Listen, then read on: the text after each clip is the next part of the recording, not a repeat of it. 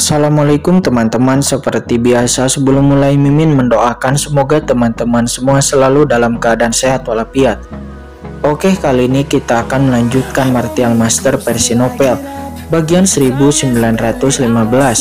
Bagi yang baru bergabung, selamat bergabung, dan bagi yang belum subscribe dulu lah agar Mimin tambah semangat lagi nih bikin videonya. Oke, kalau sudah kita langsung masuk ke isi ceritanya.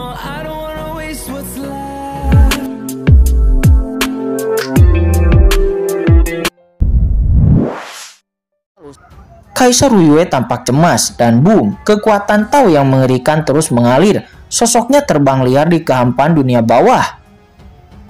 Dia harus memastikan bahwa rencana Kaisar Yoming itu tidak dapat dicapai. Namun dia sangat kesal karena harus bolak-balik ke laut kesengsaraan abadi dulu dan lalu ke Gunung Huangquan.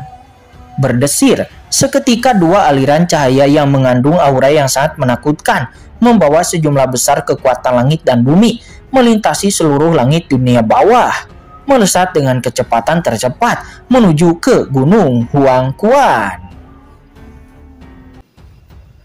Kemanapun dua aliran cahaya itu lewat, jurang aksasa yang jernih bergejolak di kehampaan dunia bawah, berkelok-kelok untuk waktu yang lama, dan bahkan membuat khawatir beberapa kaisar agung yang sedang mundur di sepanjang kultivasinya. Namun saat ini, Kaisar Wuyue dan yang lainnya tidak dapat lagi mengendalikan sebanyak itu.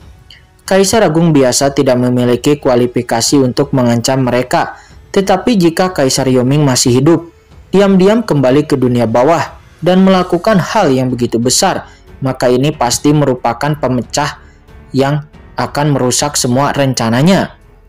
Dan ketika Kaisar Wuyue juga Kaisar Yan menjadi gila menuju ke Gunung Huangquan, berdentum, terkejut oleh aura dari kedua ahli Kaisar Agung itu. Dalam sekejap aura kuno perlahan-lahan terbangun di dunia bawah yang luas, dan kesadaran mereka diproyeksikan ke tempat-tempat di mana Kaisar Wuyue dan Kaisar Yan terbang lewat. Ketika mereka melihat itu, Kaisar Yan dan Kaisar Wuyue dan orang-orang kuat kuno ini nampak semuanya terkejut. Itu adalah Kaisar Yan dan Kaisar Wuyue. Kedua Kaisar Agung itu bertindak pada saat yang sama, dan dengan tergesa-gesa. Hal seperti itu tidak pernah terjadi selama hampir bertahun-tahun. Bagaimana mungkin orang-orang kuat kuno ini tidak terkejut? Itu sebenarnya adalah tubuh utama yang dikirim. Apa yang sedang terjadi? Mungkinkah lokasi Laut Mati orang itu telah ditemukan? Arah ini tampaknya itu adalah wilayah tempat Kaisar Yoming berada. Hei, apakah pelaku yang mengintai di wilayah Kaisar Yoming? Tidak, ayo pergi dan lihat. Kesadaran-kesadaran ilahi bergerak satu demi satu, dan saat berikutnya aura kuno bangkit dari dunia bawah, diam-diam mengikuti ke arah posisi Kaisar Wuyue dan Kaisar Yan bergerak pergi. Dalam sekejap, aura-aura menakutkan muncul di seluruh dunia bawah. Pergerakan semacam ini mungkin tidak begitu ramai di dunia bawah selama bertahun-tahun yang tak terhitung jumlahnya. Dan ketika Kaisar Yan dan Kaisar Wuyue menjadi gila ke Gunung Huangquan, scene berpindah saat ini di tempat terpencil di pinggiran wilayah permaisuri Mingyue. Terlihat beberapa sosok juga tiba-tiba muncul. Nah, Qinchen, kamu benar-benar pencuri. Kamu benar-benar bersembunyi di dunia kacaumu. Katakan padaku, apakah kamu sudah tahu bahwa Kaisar Yan dan Kaisar Wuyue merasakan kita dan sengaja membiarkanku terbongkar? Ah, tidak, aku sangat marah padamu. Semuanya sudah berakhir sekarang. Kaisar Yan dan Kaisar Wuyue sudah siap. Aku khawatir aku tidak akan pernah bisa kembali ke Gunung Huangquanku lagi. Kaisar memiliki ekspresi menyedihkan di wajahnya. Dia hendak menangis kepada Qinchen tanpa air mata. Kaisar Wuyue hampir menjadi gila. Ketika Qinchen melihat ini, dia tidak bisa menahan diri untuk melangkah maju dan menepuk bahu Kaisar Yoming. Yoming, jangan terlalu sedih. Aku tidak menyangka Molly akan menghadapi Kaisar Yan dan Kaisar Wuyue itu. Dia sangat tidak stabil sehingga dia tereksplos klonnya, membuat kedua Kaisar Agung itu menyadarinya. Oh, maaf, kata Qinchen menggelengkan kepala dan mendesah tanpa menyesal. Oh, benarkah? Kata Kaisar Yoming berhenti meratap dan tidak bisa menahan diri untuk tidak menatap Molly dengan curiga. Tentu saja itu benar. Jika kamu tidak percaya, tanyakan pada Molly, kata Qin-chen. Sementara di samping, kelopak mata Molly tiba-tiba berkedut, merasakan tatapan Kaisar Agung Yoming. Molly mengangguk dengan tergesa-gesa dan berkata, "Senior Agung Yoming, Qin-chen benar. Aku tidak sengaja mengekspos diriku sendiri sebelumnya yang menyebabkan senior terungkap dan diperhatikan. Maafkan aku senior," kata Molly. Saat Molly berbicara, dia mengutuk dalam hatinya dan menatap Qin-chen dengan kebencian. Oh sialan, dia telah melakukan semua perbuatan baik dan Molly lah yang menanggung segala kesalahannya. Namun dia juga merasa sedikit sedih di dalam hatinya, tetapi dia tidak pernah berani mengatakannya dengan lantang. "Karena kamu ceroboh, lupakan saja. Apakah aku masih bisa melakukan sesuatu padamu?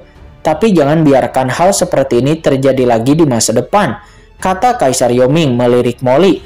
Akhirnya menghela napas dan tidak dapat menahan diri untuk berkata dengan getir. Persetan dengan itu," kata Molly. Molly tidak dapat menahan diri untuk tidak menatap Kaisar Yoming dengan keterkejutan di matanya. Orang ini tidaklah sederhana. "Tuan, Kaisar Yoming ini tidak terlihat begitu baik, jadi aku mempercayai kata-katamu dan memaafkanmu. Bukankah dia terlalu bodoh? Bagaimana orang seperti ini bisa masuk ke dalam jajaran Kaisar Agung?" kata Dewi Taiyin di samping. Dewi Taiyin tidak dapat menahan diri untuk tidak menyampaikan pesan suara kepada Molly dengan ekspresi jijik di wajahnya. "Diam, apa yang kamu tahu? Ini yang kamu sebut master?" Molly tidak bisa menahan diri untuk tidak memarahinya dan menatap Kaisar Yoming dengan heran.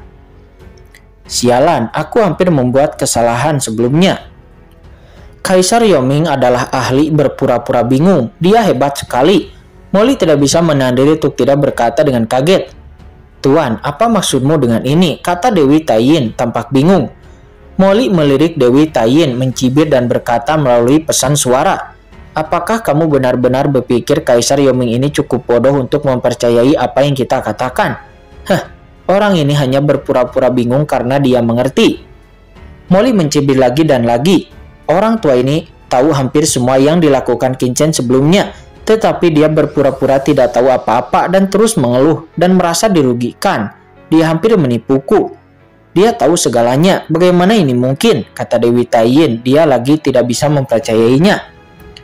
Mungkin dia tidak tahu tujuan Qin-chen pada awalnya, tetapi kemudian Qin-chen membuatnya begitu jelas dan bahkan sengaja mengungkapkannya. Orang ini bahkan tidak curiga dan ini agak tidak masuk akal.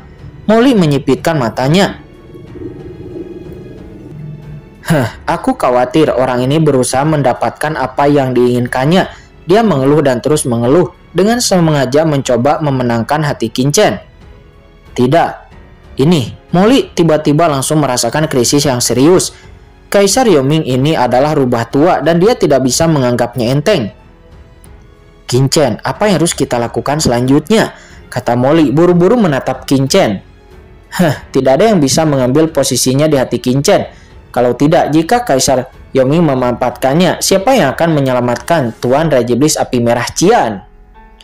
"Ikuti saja aku," kata Qin-chen tersenyum sedikit. Matanya bersinar dingin. Dia tiba-tiba terbang menjauh di kejauhan.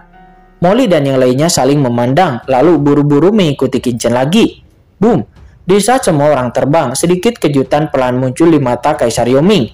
"Nah, Qin-chen, apakah arah yang kamu tuju adalah wilayah Kaisar Yan dan Kaisar Weiwei?" kata Kaisar Yoming. Dia tampak terkejut. "Jangan bilang, apakah kamu berencana pergi ke markas Kaisar Yan?" Memangnya ada apa? Qin-chen tersenyum dengan tatapan dingin di matanya. "Sekarang, Kaisar Weiwei dan Kaisar Yan telah pergi ke arah Gunung Huangquan. Apakah menurutmu ada orang di daerah ini yang dapat menghentikan kita?"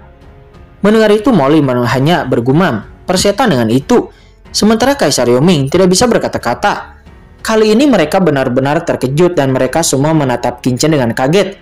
Sial, apa yang sedang dirancanakan oleh orang ini? Sejujurnya, mereka sebelumnya mengira bahwa Qin-chen sengaja mengungkap Kaisar Yoming hanya untuk memikat Kaisar Weiwei dan Kaisar Yan ke sini, sehingga wanita Qin-chen Chen Sisi akan memiliki lebih banyak waktu dan kesempatan untuk pulih di laut bencana abadi. Tetapi sekarang mereka menyadari bahwa selain itu, Qinchen sebenarnya memiliki tujuan lain, dan mereka harus mengakui bahwa anak Qinchen ini benar-benar sangat licik. 2. Di bawah pimpinan Qinchen, semua orang akhirnya meninggalkan wilayah kekuasaan permaisuri Mingyue, lalu memasuki dunia lain dalam sekejap, dan kemudian terus-menerus terbang menuju ke arah markas Kaisar Yan. Kaisar Yue menatap kebingungan di wajahnya. Nah Qinchen, bukankah kamu mengatakan akan pergi ke dojo Kaisar Yue? Arah ini jelas merupakan ke wilayah dojo markas Kaisar Yan berada.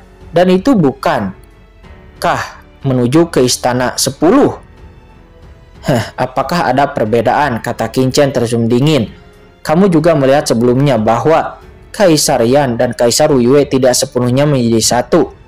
Kamu berkata jika istana 10 mengikuti Kaisar Yue ke Gunung Wankuan, tapi menemukan bahwa dia telah kehilangan intinya dan berbalik. Jika orang lain mengambil alih sarangmu, menurutmu bagaimana ekspresimu? Senyum segera muncul di sudut mulut Qinchen. Mendengar ini, semua orang menjadi tercengang. Sialan, apakah ini terlalu mengerikan? Pada saat ini semua orang tidak bisa menahan gemetar. Apakah orang ini iblis? Jika mereka adalah Kaisar Yan, mereka pasti sudah gila saat itu. Dan boom, di bawah pimpinan Qinchen, sekelompok orang itu langsung turun ke wilayah istana Yan. Wilayah istana 10 Kaisar Yan berada saat ini.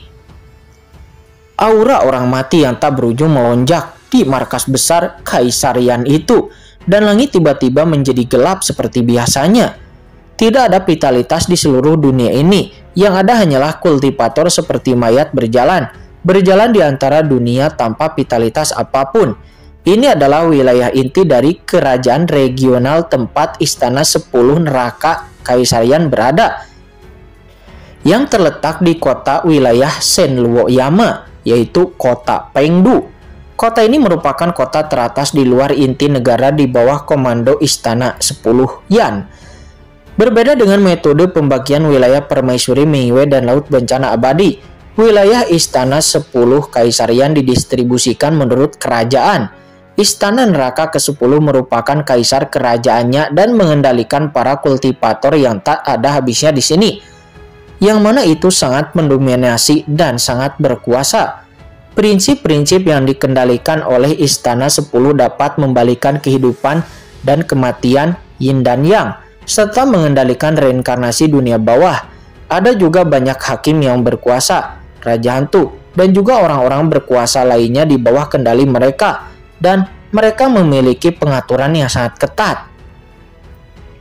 Kota Pengdu merupakan kota terbesar kedua setelah ibu kota yang dibangun oleh Kaisar Yan dari 10 istana.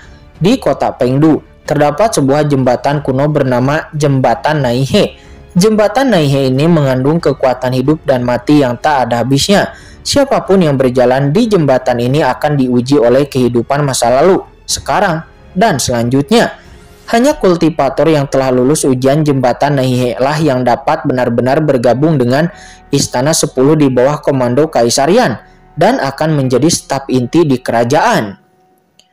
Di wilayah Kaisar Istana 10, kota Pengdu berada di urutan kedua setelah ibu kota wilayah Yama Senluo, yang mana merupakan tanah suci bagi banyak kultivator. Pada saat ini di luar kota Pengdu, beberapa sosok yang memancarkan aura menakutkan tiba-tiba muncul, menatap kota Pengdu di kejauhan dengan tatapan dingin di mata mereka. Nah Qinchen, tujuanmu adalah kota Pengdu. Kupikir kamu akan pergi ke ibu kota Samsara, inti dari domain Yama Senluo dan wilayah 10 Istana Yan. Menatap kota Pengdu di kejauhan, Kaisar Yoming menunjukkan keterkejutan. Yang paling terkenal di domain Yama Senluo itu adalah ibu kota Samsara, kediaman Kaisar Yan Istana ke-10, dan kota Pengdu hanya dapat menduduki peringkat kedua. Dengan keberanian Qinchen, dia benar-benar ingin menyerang Kaisar Yan di Istana 10 dan ibu kota Samsaranya. Itu adalah hal yang paling efektif.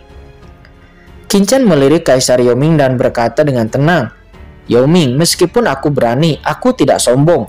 Meskipun tubuh Istana 10 Yan telah pergi, aku tidak cukup bodoh untuk langsung menyerang sarang Istana 10 Yan itu.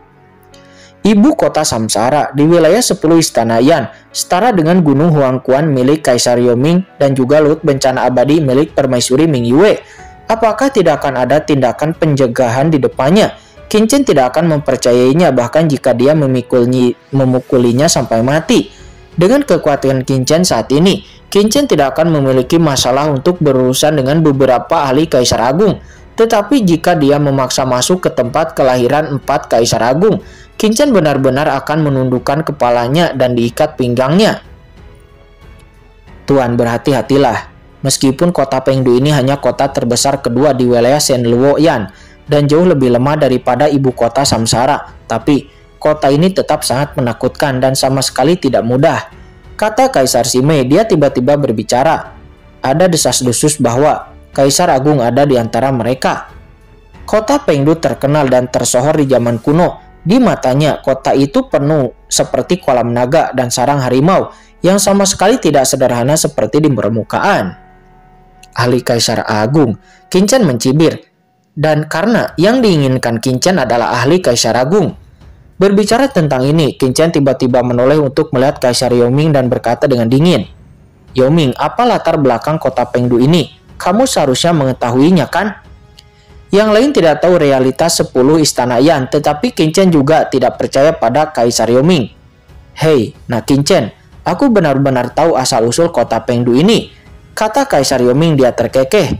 Memang ada seorang ahli Kaisar Agung yang duduk di kota Pengdu ini bernama Kaisar Yanmo. Kaisar Yanmo. Qin Chen merutkan kening. Apa latar belakang orang ini? Apa kekuatan tempurnya? Kekuatan tempur, biasa saja. Dulu dia hampir mencapai tahap tengah Kaisar Agung. Sekarang aku khawatir dia mungkin sudah mencapai tahap itu, kata Kaisar Yoming, melirik mulutnya dan berkata, "Tahap tengah Kaisar Agung." Mendengar ini semua orang tersentak, tampak terkejut. Saat ini, di pihak Qin Chen, Moli baru mencapai tahap Kaisar Agung dan dia berada di tahap awal Kaisar Agung. Meskipun Kaisar Simei telah mencapai tahap Kaisar Agung selama bertahun-tahun, namun dia telah terperangkap di Laut Mati dan jiwanya telah rusak selama bertahun-tahun. Meskipun kultivasinya telah pulih dan dia telah menerima banyak manfaat, namun Kaisar Simei hanya bisa disebut mendekati tahap tengah Kaisar Agung. Adapun Dewi Taiyin tidak butuh waktu lama untuk menerobos ke ranah Kaisar Agung. Tetapi sekarang setelah 70% menyatu dengan utusan suci Terata Hitam, kekuatan sejati dari Dewi Taiyin telah mendekati tahap tengah Kaisar Agung. Selain itu, ada Kaisar Yoming yang hancur dan Qin Chen dan hanya berada di puncak tingkat Kaisar Semu. Dan ketika Qin Chen juga semua orang-orangnya bergabung untuk melawan seorang ahli Kaisar Agung tahap tengah, bagaimana ini bisa membuat semua orang takut? Perlu dicatat bahwa ketika Anda mencapai ranah Kaisar Agung, peningkatan ranah kecil manapun itu adalah perbedaan besar dan tidak dapat diremehkan. "Qin Chen, haruskah kita memiliki rencana jangka panjang?" kata Moli. Pada saat ini Moli tidak bisa menahan diri untuk tidak berkata. Sialan, begitu dia muncul menjadi Kaisar Agung, dia tiba-tiba merasa berat untuk melawan seorang ahli Kaisar Agung tahap tengah. Dia tertekan. Qin Chen melirik Moli, berkata dengan tenang, "Moli, apa yang kamu takutkan? Sebenarnya tahap tengah Kaisar Agung tidak sebesar itu. Bukankah Kon Kaisar Wu Yue pernah dikalahkan olehmu? Itu hanya setara dengan Kaisar Agung tahap tengah, dan kamu sangat berbeda. Dan kamu tidak ditangkap olehnya." Mendengar itu Moli tampak malu. Apakah dia begitu hebat? Kenapa dia tidak tahu? Namun Qin Chen terus mencibir. Terlebih lagi, jika kita mengambil resiko, pasti ada beberapa manfaat, bukan? Asal-usul tingkat Kaisar tingkat menengah itu akan sangat bermanfaat bagi kekuatanmu, kan? Mendesis. Setelah mendengar kata-kata Qin Chen, mata semua orang berbinar, berubah dari kesungguhan menjadi kegembiraan dan antusiasme. Memang benar, jika mereka dapat memiliki asal-usul seorang kaisar tingkat menengah untuk dipelajari dan diserap, maka itu pasti akan sangat bermanfaat bagi terobosan mereka.